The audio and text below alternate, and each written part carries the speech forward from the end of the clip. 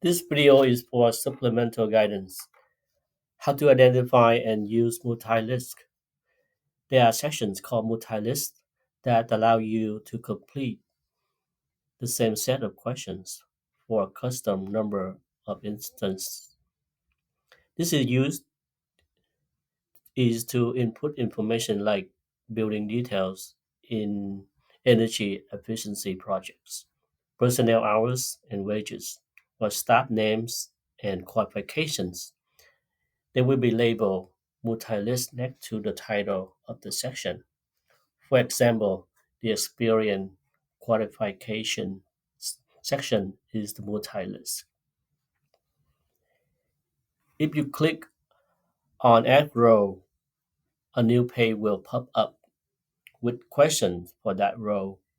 If you can find an Add Row button, make sure you have clicked Save Form in one of the other sections.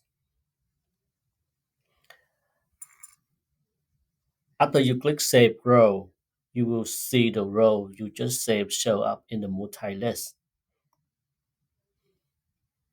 To edit or delete a row, click on a row and you will return to Detail. Edit Review.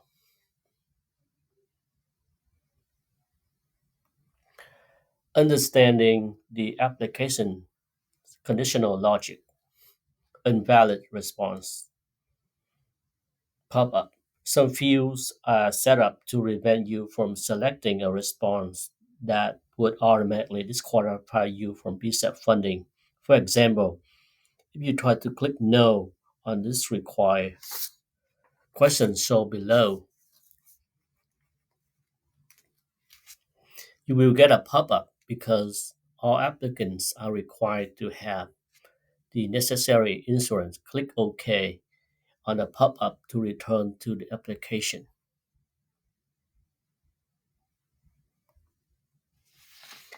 Conditionally required fields. Some fields will only be required if a certain response was selected in the previous questions. For example, if you click Yes to having a physical sponsor, you will be required to input a name of your sponsoring organization. The questions or prompt field will not turn red like the other required fields, but the response box will be red when you click on it. If you don't respond to this question, the Save Form button will not work. Calculations. Some of the fields are not user input and will automatically display as a calculated value based on the number entered in the previous fields. But the calculation will only update after you click Save Form. The gray text below the question will indicate that a field is a calculation. For example, the funding allocation percentage are fed into auto-calculated funding allocation total. Before saving, calculation is not updated.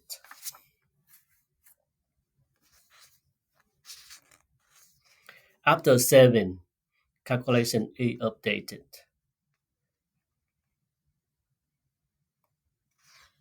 Error page. In the rare instances, you may run into an HTTP status 500 error page that looks something like this.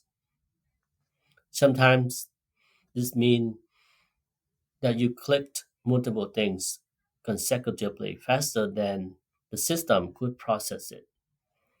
Try hitting back button on your internet browser to return to the previous page. This one This is one of the rare times we recommend using your internet browser back button. Your previous inputs are not guaranteed to have saved, so make sure to regularly save your work. Need help? Additional support questions if you have WebGrants question or need technical assistance beyond to what is provided to this guidance. Preview the WebGrant resource page. Review the QA document uploaded or sign up for office hour. Or you can email psapwebgrants@portlandoregon.gov. If applicable, please include the form title, section title, and all form fields your questions are related to.